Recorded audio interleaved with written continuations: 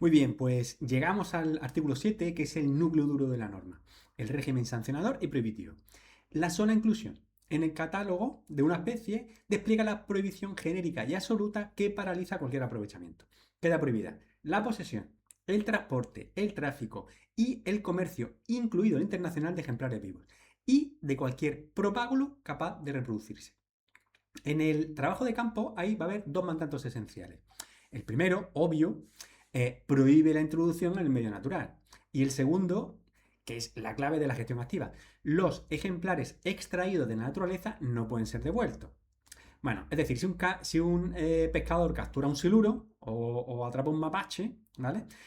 La devolución al medio es ilegal. Tienen que ser o sacrificados o entregados a la autoridad. Además, se apuntala la prohibición de fomento. Queda expresamente vetado utilizar ejemplares catalogados como cebo en aguas continentales, cerrando así una de las vías tradicionales de dispersión de estas especies de forma accidental, ¿no? Bueno, pues estas prohibiciones solo pueden levantarse mediante autorización administrativa excepcional y además por motivos de fuerza mayor, investigación científica, salud pública o bien seguridad humana. Bueno, en la gestión ambiental, prevenir es infinitamente más barato que erradicar. Así, el artículo 8 aborda esta prevención mediante la creación de una relación indicativa de especies con potencial invasor. Esta lista de en espera permite a las administraciones mantener un nivel de vigilancia superior sobre taxones problemáticos, listos para proponer su inclusión formal si es que la amenaza se materializa. Bueno, el punto más restrictivo recae sobre la primera liberación en el medio natural de especies exóticas, no catalogadas. Bueno, pues para evitar errores históricos que se han cometido, esta acción requiere de una autorización previa sustentada en un análisis de riesgo favorable. Este análisis tiene que ser impecable.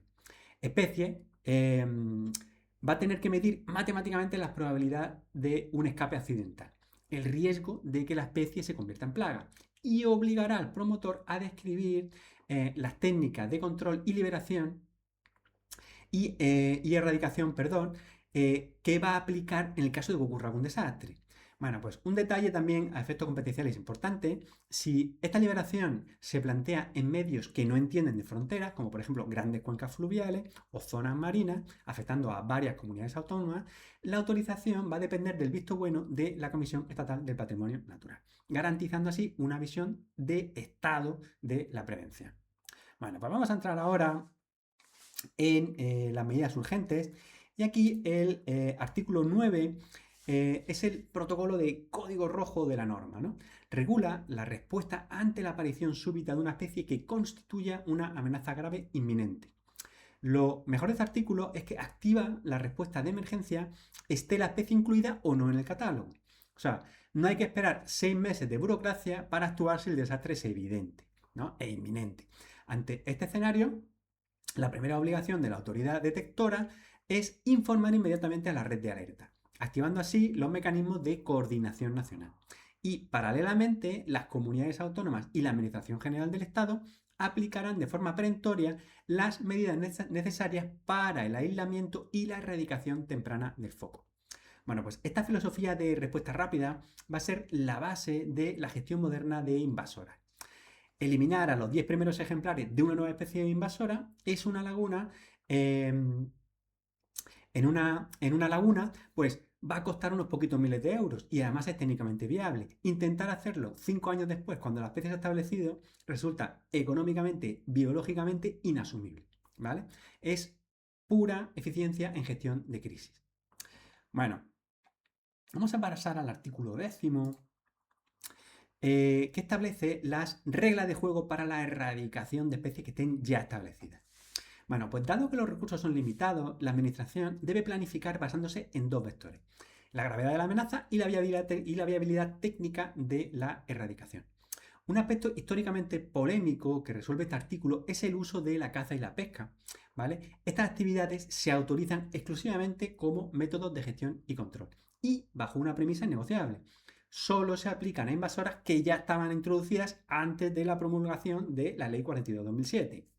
Bueno, y que estén circunscritas únicamente a los mapas de distribución que ocupaban entonces. Bueno, no va a servir como excusa para expandir la especie y además la norma reparte responsabilidades al sector privado.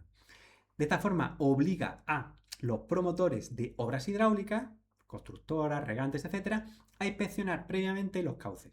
Si detectan especies invasoras, deben aplicar estrictos protocolos preventivos o rediseñar el trasvase para no dispersarlas.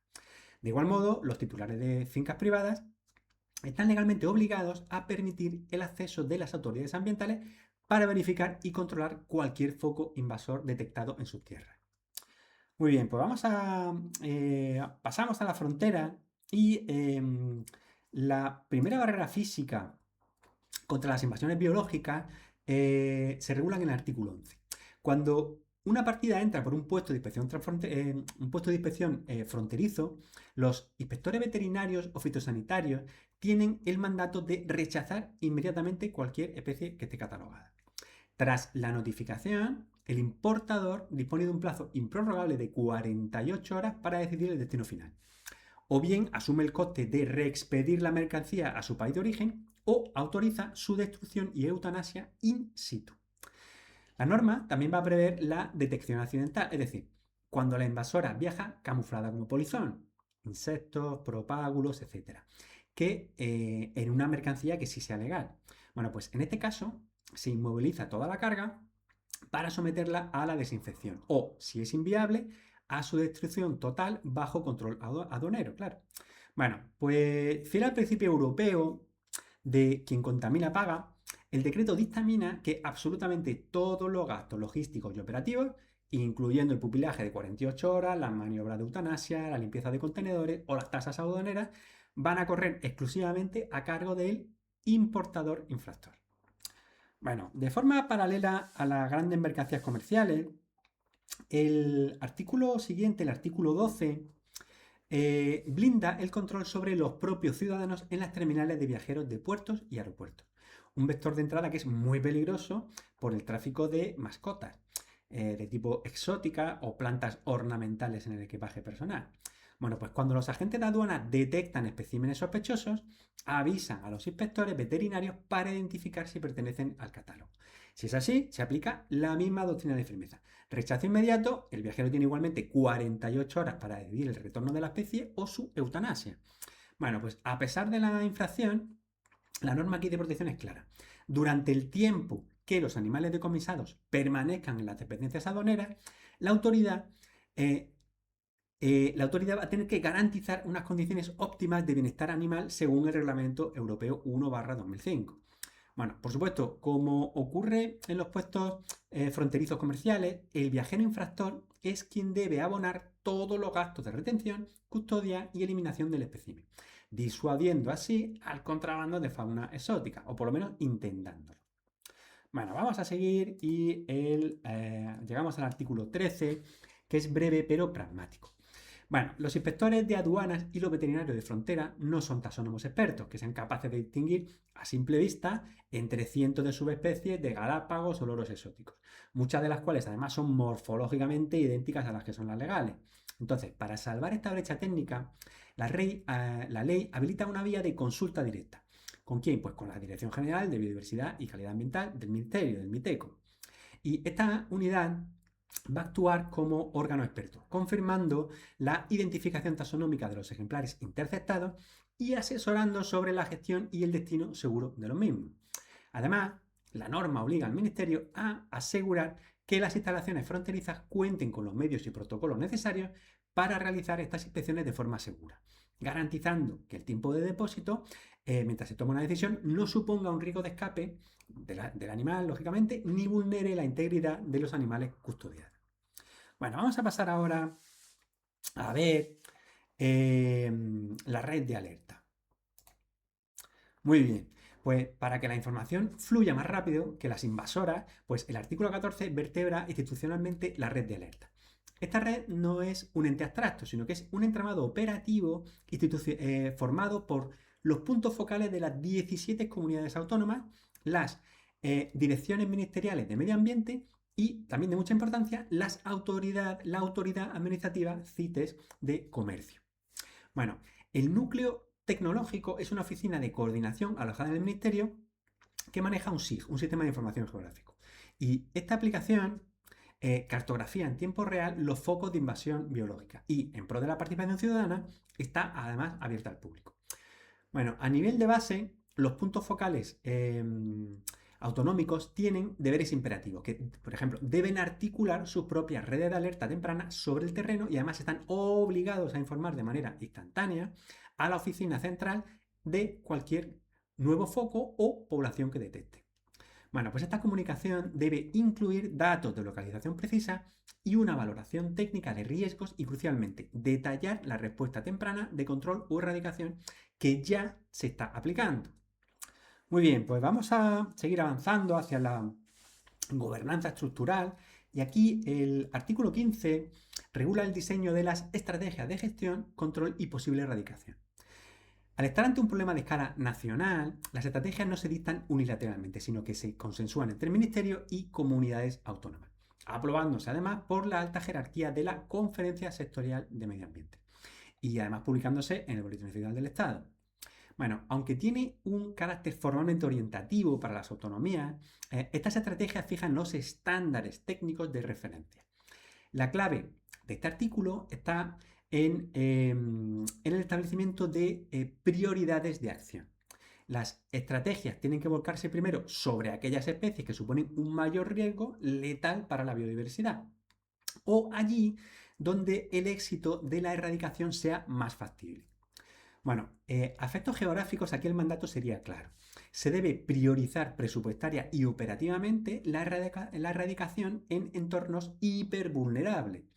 Esto significa actuar con la máxima dureza en los ecosistemas de la biodiversidad insular, nuestros archipiélagos, en las reservas de la Red Natura 2000 y en el frágil entorno de las aguas continentales y marinas, donde las invasoras pues, pueden expandirse más rápidamente y tener efectos devastadores. Bueno, vamos a pasar a ver el contenido de las estrategias. Y para que las estrategias no sean meras declaraciones de intenciones, el artículo 16 fija un índice de contenidos técnicos irrenunciables. Toda estrategia debe partir de un diagnóstico crudo y un análisis de riesgo. Aquí resulta vital el estudio de las vías de entrada. De nada va a servir gastar recursos en eliminar una población si no cerramos el vector que la introdujo. Por ejemplo, el comercio de una acuariofilia o las aguas de lastre. El documento tiene que posicionarse claramente en el objetivo final. ¿Vamos a la erradicación total o, dada la dispersión que ya hay, asumimos solo un escenario de control y gestión de daño? Bueno, pues además, para garantizar que la inversión es útil, se van a exigir unos indicadores de seguimiento de la eficacia real de las medidas. Un aspecto muy destacable y moderno es que la estrategia exige una dimensión socioeconómica. Es decir, impone diseñar planes de sensibilización ciudadana para evitar, por ejemplo, sueltas de mascotas e incorpora un requisito fundamental, un análisis económico de los costes. Es decir, la estrategia debe cuantificar cuánto dinero están perdiendo instalaciones agrícolas, hidroeléctricas o municipios a causa de esta invasión, justificando así la rentabilidad económica de la intervención ambiental. Bueno, pues vamos a llegar ya al cierre de este Real Decreto, abordando los recursos y la disciplina en los artículos 17 y 18 del mismo. Bueno, en materia de financiación, la norma faculta al Ministerio para proveer asistencia técnica y fondos económicos a las comunidades autónomas para la ejecución de los planes. Sin embargo, impone la cláusula de salvaguarda administrativa habitual, que es que toda ayuda va a estar estrictamente condicionada a las disponibilidades presupuestarias de cada ejercicio, lo que en la práctica pues traslada el gran peso financiero a los presupuestos regionales. Bueno, finalmente el régimen sancionador, en este caso el Real Decreto no va a inventar multas nuevas, sino que se remite directamente al título sexto de la Ley 42 de 2007 del Patrimonio Natural y la Biodiversidad. Incumplir las prohibiciones de comercio, posesión o liberación intencional de especies invasoras se va a clasificar como muy grave o grave. Bueno, lo que sí hay que recordar es que las multas pueden llegar hasta los 2 millones de euros.